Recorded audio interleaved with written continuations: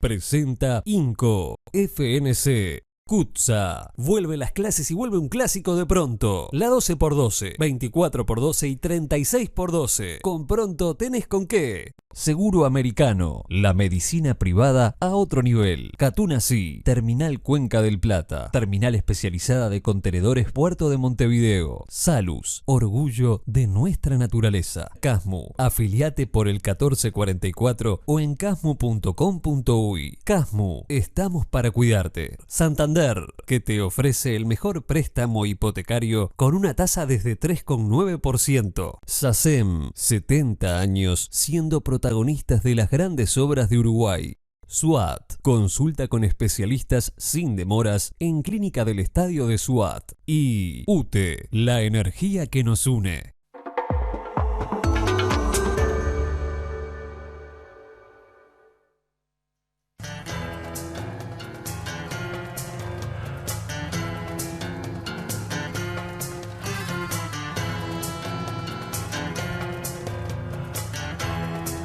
Buenas noches y gracias por estar ahí. Estamos en La Mira, estamos en BTV. Más adelante vamos a estar hablando con el presidente de la CUTI sobre las industrias de la tecnología, de las ciencias de la información en Uruguay, pleno empleo, dificultades para conseguir mano de obra.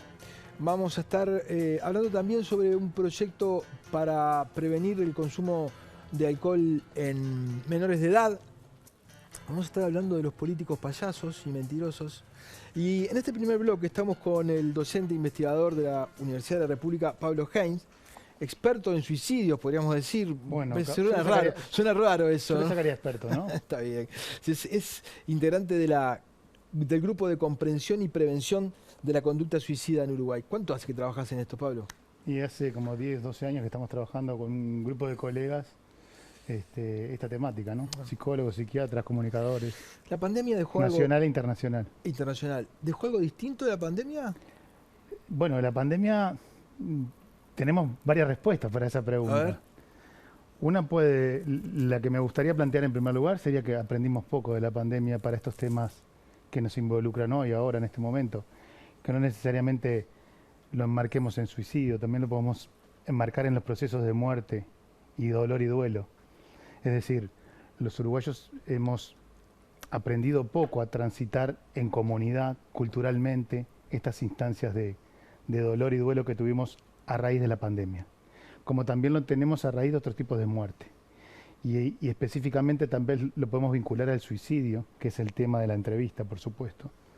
Porque ahí se produce un fenómeno importante, diríamos, en estos temas. Es que la muerte por suicidio no solo genera enigma y estigma, que repetimos siempre, sino que genera un proceso en los individuos, en los familiares, en el grupo de allegado, que se hace un sufrimiento constante, es decir, se hace un duelo eterno.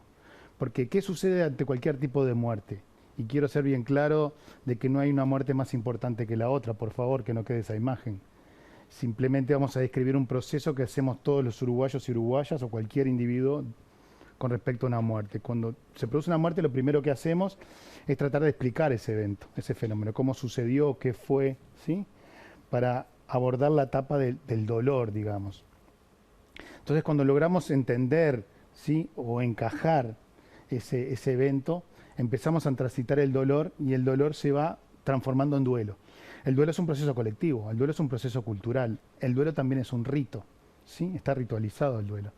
Entonces, si esa muerte yo la logro encajar, la logro explicar en un sentido interno, digamos, individual, seguramente ese duelo tenga un tránsito no solo individual, sino también colectivo, cultural y social, mucho más armónico. Si analizamos una muerte por accidente de tránsito, uno enseguida dice, bueno, ¿qué pasó? Falló los frenos, cruzó con la luz roja, y ahí la sociedad como que admite o contextualiza mejor ese evento de muerte. En el caso del suicidio eso no se da así. En el caso del suicidio, las víctimas, digamos, o los supervivientes, en este caso, hablemos de familiares, pero no necesariamente, sí, no logran encajar ese proceso, no logran una explicación de esa muerte, porque es una muerte violenta, es una muerte inesperada. Entonces, ese duelo... Profundizamos un poquito después, pero sí, quizá muchas veces en los accidentes de tránsito está solapado algún suicidio. Bueno, eso es difícil de comprobar, ¿no? Difícil de Eso es comprobar. difícil de comprobar. Sí. Pero tener Bien. conductas suicidas, Creo- cuando uno dice, creo- tengo una conducta suicida, creo- tuvo una conducta suicida, ¿no? Sí, creo que sí, eso también es. Estás con un sociólogo, estamos hablando con un sociólogo, lamentable, para bien o para mal, eso lo dirá la audiencia, pero yo tengo tenemos una perspectiva colectiva del fenómeno. Entonces, seguir enfocando en salud mental, en conducta individual, el problema nos sigue despreocupando y seguimos descolocando el problema que también es social y cultural. La pregunta que nos tenemos que hacer los uruguayos para entender esto es ¿por qué este fenómeno hace 20, 30, 40 años que se mantiene estable? Si es un problema individual, de una patología individual, ¿por qué se mantiene estable? ¿Por qué tenemos la tasa más importante de todas las Américas? Vamos a Desde ver- Canadá hasta Argentina. Vamos a ver un gráfico, simplemente podríamos mostrar cualquier cifra que Uruguay nos pone arriba, pero ese es la media de Europa es 15,4 cada 100.000, 15,4 suicidios cada 100.000 habitantes, la media de América es 10, fíjense Uruguay, ¿no? Ahora, Pablo, uno puede decir, bueno, Uruguay somos muy grises, ¿no? No hay mucho sol, pero Como en Cuba, Suecia, pero, como en Cuba, pero en Cuba hay mucho sol y nos gana, ¿no? No nos gana, Gabriel. Pero ojo, ¿cómo está? Está con 14,6. Bueno, hoy en pero día. es alto para la media de América, ¿no? Sí. Puede ser su desarrollo, pero los países más desarrollados, como son los países nórdicos, tienen las tasas más altas. Podríamos decir, ¿qué es? ¿Hay un parámetro climático, social, cultural que pueda decir esto nos puede llevar más o menos hacia una sociedad con más o menos suicidios? Un paréntesis antes de la respuesta, porque tu pregunta admite muchas respuestas. El primero es las cifras. No nos comparemos con las Guyanas, ni con Ecuador, ni con Paraguay. Sino porque el registro de mortalidad de esos países es muy débil o es diferente a Uruguay. Está bien. Entonces comparémonos con Chile, con Argentina, con Canadá, con Estados Unidos, Bien. con Colombia, con Cuba. ¿Sí? Cuba sería una buena comparación porque tenemos ese imaginario que Cuba es alto.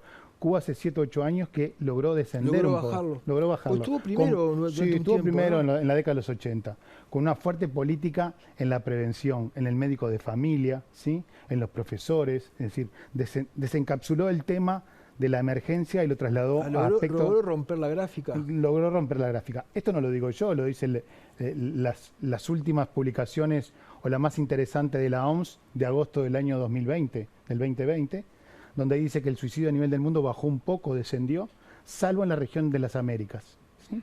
Que ahí contribuyeron básicamente, lo dice la OMS, Canadá, Estados Unidos y Uruguay. Porque Chile también logró frenar la tasa de crecimiento que tenía, que eran 11, hoy andan 9. ¿Los nórdicos ¿no? también lo bajaron? ¿Eh? ¿Los nórdicos también bajaron? Los nórdicos siempre estuvieron, fue otro fantasma que tenemos los uruguayos, que las tasas más altas, creo que los nórdicos los más altos es Finlandia, pero no supera el 15, ¿eh? No supera el 15, el 16. Pero está por encima de la media de América. Sí, eso es verdad, y está por encima a la media de Europa, claro que sí. Pero comparemos Uruguay con Finlandia, ¿no?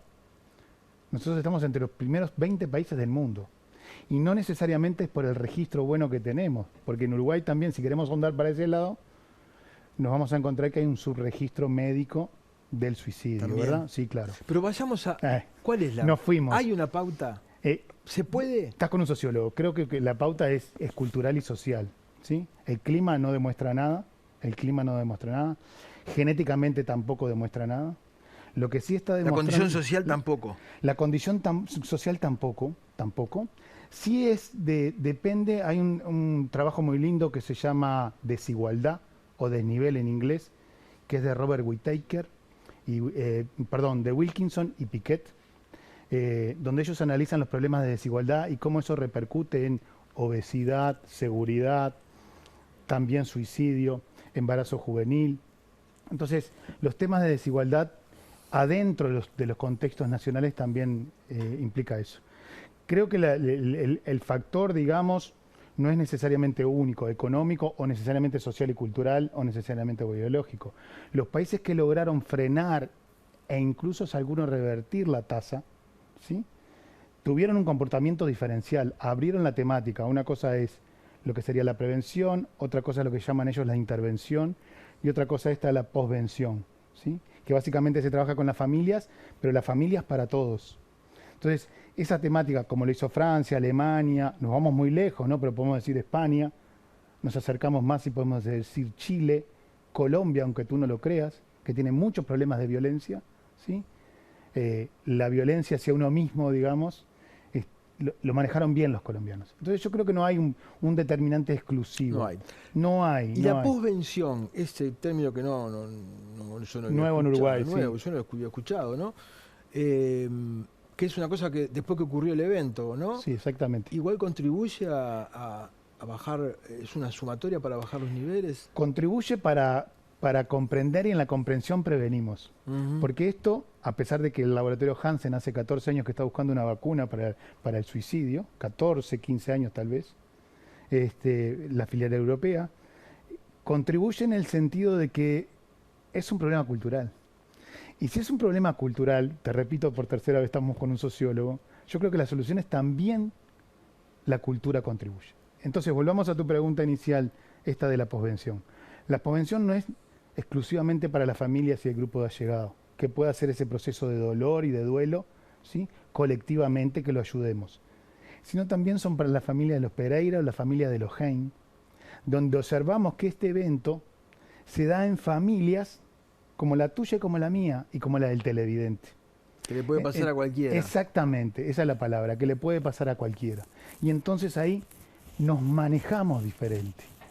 No solo con este tema de suicidio, nos manejamos con el tema del sufrimiento social, con los temas de las angustias, con el tema de las emociones. Porque en definitiva también podemos decir que el suicidio son emociones mal resueltas. Y las emociones son en todo sentido. Un divorcio para ti, Gabriel, o para Pablo puede ser diferente. Los eventos que sufren los jóvenes para incorporarse al mundo adulto, los jóvenes están, digamos, de alguna manera, utilizan determinados soportes diferenciales. Hay un muy lindo trabajo que yo modestamente recomiendo a todo profesor de secundaria para que se saque los miedos, que es un trabajo de UNICEF Argentina, del año 2019, no el del año 2020, el del 2020 es una guía, el del 2019 es un estudio que combina con una guía. Ahí hay una mirada económica, antropológica, psicológica y sociológica de la temática del suicidio juvenil en Argentina. ¿Y cómo está el suicidio juvenil acá? Bueno, ahí también tenemos que abrir otro parate porque y decir muy claramente que no vale más una muerte que la otra. ¿Está claro? Está claro. Eso que quede claro para el televidente y no queremos transmitir eso. Lo que queremos transmitir que al uruguayo que le gusta ver las cifras, si miramos las cifras de suicidio y yo divido en 3 grandes estratos la población, creo que el problema lo tenemos concentrado en la tercera edad. Mayores de 60. Mayores de 60, 65. Uruguay, déjame hacer otro paréntesis, vivimos de paréntesis en paréntesis. Si bien somos la tasa más importante de las Américas, tenemos muy pocos casos, 700, 750 casos por año. ¿Esto qué hace? Si yo los cortes de edad, en vez de 25 los corto en 28 o en vez de 60 los corto en 65, genera pequeñas fluctuaciones. Sí, ¿Me explico? el 65 es de 30 cada 100.000. La tasa, claro. La tasa en lugar de 20. Y en los jóvenes, depende de cómo cortemos jóvenes. Si querés 19 a 15, sí, ahí no llega a un dígito, a 2 dígitos. ¿Me explicó? Ahora, yo creo que voy a decir una cosa que me parece importante que reflexionemos a diario, digamos, o reflexionemos los periodistas, los padres, los profesores, los amigos. El suicidio juvenil en nuestro país es un problema del mundo adulto. Es un problema del mundo adulto, no es un problema de los jóvenes. Es el mundo adulto que le pone esas pruebas, como le llama Martuchelli, o esas aventuras, que le llama Boris Cyrulnik, homogéneas a todos. Cuando digo a todos, digo de diferentes estratos. ¿Cuáles son las pruebas y aventuras? Las 2 grandes pruebas que hay, o aventuras, ¿sí? Porque esto lo trata la bibliografía, sea la psiquiatría, la sociología, la antropología, sí, son la incorporación al mundo adulto, que en concreto son el trabajo, ingresar al mundo adulto por el mundo del trabajo en un sentido muy amplio, formación, trabajo, y el otro el mundo sexual, ¿verdad? Entonces, nosotros medimos, ¿sí?, con la misma vara a todo joven, no solo todo joven, sino a varones y a mujeres. Y varones y mujeres, y acá sí desde el punto de vista psiquiátrico, digamos, o neuronal, si querés, varones y mujeres llegan a esa etapa diferencial. Claro que llegan diferencial. La niña llega mucho más desarrollada, ¿sí? Llega mucho más armónica con su cuerpo. El varón todavía es torpe, o somos torpes los varones, ¿sí? Por eso también somos más violentos los varones, en parte, no solo por ese caso. Entonces me parece que nosotros le ponemos esas aventuras, como dice Cirunlink, o pruebas, Martuchelli, por igual. Y los soportes que tienen los jóvenes son diferenciales. Y cuando hablamos de soportes, algunos colegas me dicen, sí, claro, los del barrio marginado y los del barrio rico. No, los soportes también son emocionales, también son de comportamientos. Y acá los ejemplos, remito a mis 2 hijos, porque no quiero nombrar a nadie, ¿no? Entonces, mis 2 hijos tienen soportes emocionales diferentes. Ahora, A pesar de que la familia es la misma, que papá y mamá ganan lo mismo, que están bajo el mismo techo. ¿Pero no tiene que ver también con el vínculo del hombre con la violencia? Claro que tiene que ver el vínculo con el hombre con la Porque violencia. así como matan más al otro, Sí, se matan más a sí sin lugar a mismos. duda, sin lugar a duda. Esos ingresos al mundo adulto, al hombre lo castigamos más y lo juzgamos más. Y entre los hombres, Gabriel, es otra cosa que tenemos que tener presente los uruguayos. Por eso a veces uno dice, educación, educación. Sí, claro que es educación. Ahora, si educación es matemática y lenguaje, no me eduques, ¿eh? Esta es otro tipo de educación. Esto es otro tipo de educación que tal vez no está en la currícula. Es empezar con edades tempranas, como lo está haciendo los catalanes, el País Vasco, ¿Y en qué Galicia. se educa? ¿Educar para qué? En emociones, en controlar las el emociones. control de la emoción. En control de la emoción, en situaciones que están arraigadas en un engambre cultural y Claro. social, En ese en sentido, la superación no solo de uno, El sino la hombre lo superación tiene de mucho demás. más reprimido, ¿no? El hombre Sobre lo todo tiene porque mucho estamos más. en un cambio de la sociedad también. Los contextos de sufrimiento ahora tú los tenés que resolver tú solo. Y no los resolvés en el colectivo. El colectivo ya no importa más. Entonces, de alguna manera, las experiencias personales van delimitando lo que es daño, lo que es sufrimiento, ¿sí? Y lo que yo no soporto más. Hoy te decía un divorcio, por ejemplo. Capaz que Gabriel y Pablo soportan diferentes el divorcio, en las mismas condiciones. Está claro. ¿Me ¿Y explico? la violencia sobre los niños?